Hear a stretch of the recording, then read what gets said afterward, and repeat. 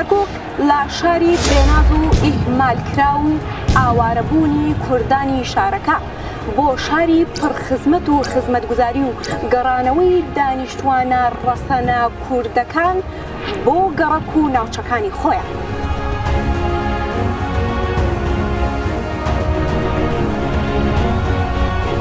لە هەر هەمووشی گرنگتر ئاوەکەی پەنجەعەلی و کە شارە سەرکراوە لە هەمووی گرنگتریش ئەم استقراری شارەکەیە. کاتخۆی مامامان لە هەولێر بوو لە بەرەگەڕینەوە وەزی ئەمنیە زۆر کات باشە مستەقڕە. لە 96ەوە کە لە کەرکووک دەرچووینە چوونەتەوە هەولێر بە بۆنەی باری ئەمنیەوە.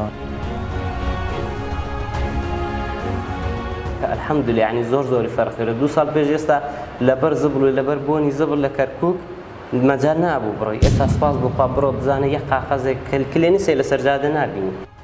خراپی دۆخی کەرکووک لە ساڵانی ڕابردوودا تەنگی بە کوردانی شارەکە هەڵچنی و ناچار شاری خۆیان بەرەو شوێنەکانی دیکە بەجێهێشت و ئاوارە بوون. ئێستا کە پارێزگارێکی دادپەروەر لە کەرکووکدا هەیە، نەک تەنها کوردانی ڕەسەنی شارەکە چوونەتەوە ناوچەکانی خۆیان، بەڵکو خەڵکی ناوچەکانی دیکەی هەرێمی کوردستانیش بەهۆی هەرزانی و ئەمن و ئاسایشەوە ڕوو لە شاری کەرکووک دەکەن بۆ ژیان. ڕەشید عومەر مامۆستایەکی خانەنشینە لە ساڵی 1991 شاری کەرکووک بەجێ دەهێڵێت و لە سلێمانی نیشتەجێ دەبێت. باس لە جیاوازی دۆخی خراپی پێشتری کەرکووک و پێشکەوتنی ئێستای شارەکە دەکات. دووبارە سڵاوتان لێ بێبینەرانی کۆباس، هاتوومەتە ماڵی یەکێک لەو کەسانی کە ماوەی ساڵانێکی زۆر شاری کەرکووکیان بەجێ هێشتووە لەبەر ئەو بارودۆخەی کە لە کەرکووکدا هەبووە. دوای ساڵانێکی زۆر گەڕاونەتەوە شاری کەرکووک. لە خۆی دەپرسم زانم خۆکار چییە کە لە ئێستایە ئەوەی هەڵبژاردۆ بگەڕێتەوە ناو شارەکەی خۆی. سڵاو لێبێ مامۆستا، ئەم کاتت باش. سەڵاو لە ئێوەش، سەڵاو لە بینەران و بیسەرانی دەنگی کۆباس. زۆر سپاس بۆ تۆ مامۆستا. با لەوە دەست پێ بکەم چەندێکە شاری کەرکووکت جێهێشتووە؟ وەڵای خۆی لە ڕاستیە من لە نەوتویەکە ڕۆیشتوین لە سلێمانی دانیشتم لە ڕاپەڕین و لەخوا بەزیادێ مەودایەکی تەعارفی باشمە بوو لەگەڵ خەڵکی سلێمانیەوە و شاید حاڵیشن. بەڵام لە 2004 جارێکە وەکو خودی خۆم گەڕامەوە و تەعین بووم لە کەرکووک بە حکمی شارەکەم بوومە مامۆستا. ئەتر مامۆستا بووم و ماڵم لە سلێمانی بوو، بەڵام بە حکمی ئیشەکەم هاتوومە کرد فترەیە دوای خانوم گر بەکرێ و مناڵەکان خێزانەکەم هاتەوە لەگەڵمەوە، بەڵام مناڵەکانم زۆربیان لە سلێمانی مابوونەوە. باش. ئەتر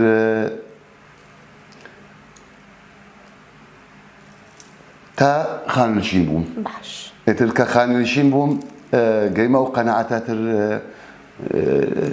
کۆتایی بە سلێمانی بێنم و بە یەکجارێکی بگەڕێمەوە کەرکووک مستەقر بووم. باش. چۆن بڕیاری گەڕانەوەت بۆ کەرکووکدا؟ شاری کەرکووک نەبێتەوە سوتە مەتەح دوو ساڵە ساڵۆنیە کە بۆ 2 ساڵە استقرارێکی تەواوی بەخۆیەوە بینیوە. یعنی گۆڕانکاری لە سیمای شارە کراوە، شار بەرەو ئاودانی ئەڕوات. کۆڵاوان و شەقامەکان من بە حکمی لە 2006 لە پەنجەعەلی بەڕێوە بەرم، لە خێمە و لە پەنجەعەلی دەرسم داوەتەوە. ئێستا بۆ نمونە گەڕێکی پەنجەعەلی کە گەڕێکی هەمووی ئاوارە و هەمویان گەڕانەتەوە، یعنی کۆڵانەکان سابەکرێ، جادەکان خۆشەکرێ، ڕووناچی کێشەوە و گەورەترین شتیش هەرزانی. یعنی بۆ نمونە سەردەمانێک ئەمپێریشی مۆلیدا لە عێراقە گەیشتە 15-16 ئەوانە، ئێستا ئەمپەری مۆلیدە محەدەدە بۆ 4.5 بۆ 5 تا 6، یعنی معقولە. ئیتر ئەمانە زۆر گونجاوە. لە هەر هەمووشی گرنگتر ئاوەکەی پەنجەعەلی و کە شارە سەرکراوە. یعنی بە حکمی کە خۆم کرێچی بووم لە پەنجەعەلی دانیشتم، ئاو باش نەبوو، بە تایبەتی لە هاوینانە. ئاو یعنی هەندێک جار ئەوایە یان تەنکی زیادەت بکردایە یان شەو نەخوونی بکردایە، بە دیار ئاوەدان نیشتایت ئەهات و ئەبڕا یان هەندێک جار لە سەرەکەی خۆتان نائەگەیشت بێت. بەڵام ئێستا ئاوەکە ڕۆژنە ڕۆژێ بە کاملی وەریەگری و بە شتەکە بە زیادەوە. یعنی ئەمە یەکێ لە هۆکارەکان، هۆکاری جوانکردن سیمای شار. لە هەمووی گرنگتریش ئەم استقراری شارەکەیە. یعنی زۆر من بەڕاستی لە دەستی ئیدارەی ئێستای شار 100% ڕازیم وەکو پێتم نەبێتە وەسف ئەمە وەسف نییە نەک من بڕۆ لە هەموو خەڵکی دەڤەرەکە بپرسە ئەتوانن شایەتی ئەو حاڵە بدەن. باشە ئێمە بینین لە ناو کەرکووکە هەموو کوچە و کۆڵانێکی هەڵکەندراوە خزمەتگوزاری پێیەگە ئەم شوێنێکی ئێستا تۆ تایە نیشتەجێ لە پەنجا عەلیا تۆ نیشتەجێ چ شتێکی ماوە پێویستێتی و بڕیاریش دراوە کە بۆتان بێ چی پێویستی ئێوەیە لە ئێستاە؟ دەست خۆش بێ بۆ پرسیارە وەڵا ڕاستیە ئەم کۆڵان و دەوروبەرەی منە ماڵێکی کەمی لێ بوو تا ڕادەیەک ماڵێکی کەمی لێ بوو بەڵام کە هاتنەوەی من و لەم لێراکە دەستم کردە خان و بوو بە تەژی ئەوەی کە ئەوانەی کە باڵێن عەرزەی وەرگرد بوو هەمویان ئێستا حەزەکەم لە دەرەوە تەسویریکەی سەوتە لە کۆڵانەکەمان ئەوە دوو بران هەردووشەکەنە خانوو ئەوە لەسەر ئەم ڕوکنە کوڕێکە خەڵکی منطقەی خۆم و خەڵکی سامەسوورە چاوی کەوت بۆ من هەل بە یەک ڕۆژ من ئەمڕۆ کردم ئەو بەیانی وەک من شۆفڕی هەڵسان و ئەساسی داری ئەسوڕێتەوە دوو سێ ماڵ ئەمانە هەمویان کۆمەڵی خەڵکن کە چاویان کەوت بۆ من گەڕامەوە یعنی هاتوونە پرسیان لێم کردە وتمە بەڵێ ئەمە خانووی خۆم و ئیکەمە خانوو و ئەگەڕێمەوە کەرکووک دانیشم بوو بە تەژێکەری ئەوان بۆ لەبەرەوەی ئەمەلێکیان هەیە چۆن بڵێ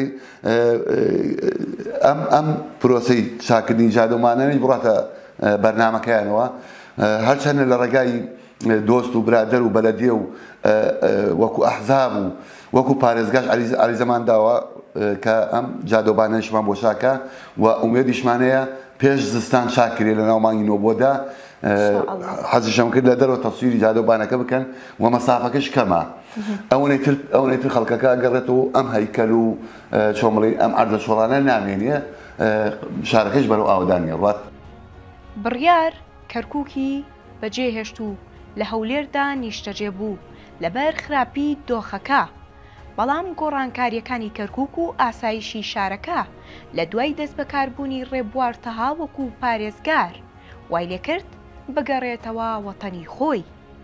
هاتوومەتە ماڵی یەکێکی دیکەی لەوانەی کە لەگەڵ باشبوونی بارودۆخی شاری کەرکووک گەڕاونەتەوە شارەکەی خۆیان. سڵاو لێبێ کاک بڕیارم کاتت باش.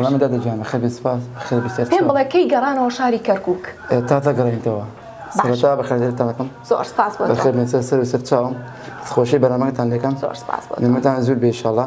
پێم بڵێ بۆچی بڕیارتاندا بگەڕێنەوە کەرکووک؟ بەڕاستی ئێمە کات خۆی مامامان لە هەولێر بوو لەبەرە گەڕێنەوە وەزی ئەمنی زۆر کەرکووک باشە مستەقڕە دەستخۆشی محافزم کاک ڕێبوار بەڕاستی خەمخۆری ئەم شارەیە لەبەرەوەی کە خەمخۆری ئەم شارەیە و سەبما کردەوە و مەجاری و ئامادی ماڕەکەشەوە مش لەبەر وەزی ئەمنی گەڕامەتەوە دەستخۆشی دەکەم هەر نموتان زۆر ئینشاڵڵا لەبەرەوەتمەوە ئێرە ئەمانە پێم خۆش بکات ئیش و کار چۆنە وەزعی بازار چۆنە؟ زۆر باشە لەخوا بەزار بێ الحەمدولیلا شکر سپاس بەخوای گەورە گەزە باشە لە ڕووی گرانی و ئەوەوە زۆر باشە لەخوا بەزار بێ الحەمدولیلا شکر سپاس بەخوای گەورە.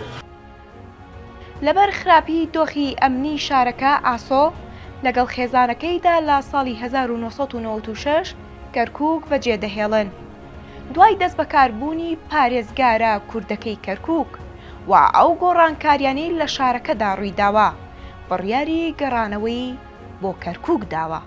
سڵاو لێبێ کاکاسۆ یەکێکن لەو ماڵانەی کە لە دوای باشبوونی دۆخی کەرکووک گەڕاونەتەوە ناو شارەکەی خۆتان.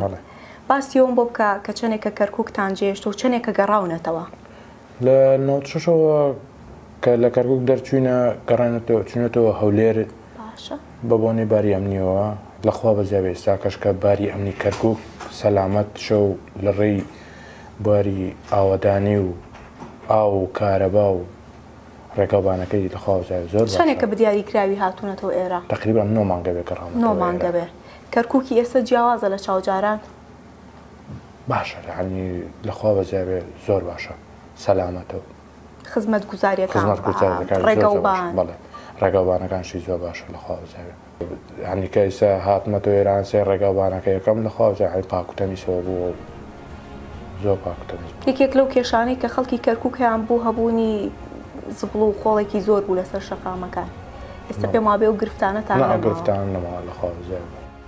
کەرکووک نەک تەنها کوردی ڕەسەنی شارەکە دوای پێشکەوتن و گەشەکردنی کەرکووک خەڵکی ناوچەکانی تری کوردستانیش بەهۆی هەرزانی و گونجاوی شارەکە بۆ ژیان ڕوو لە کەرکووک دەکەن.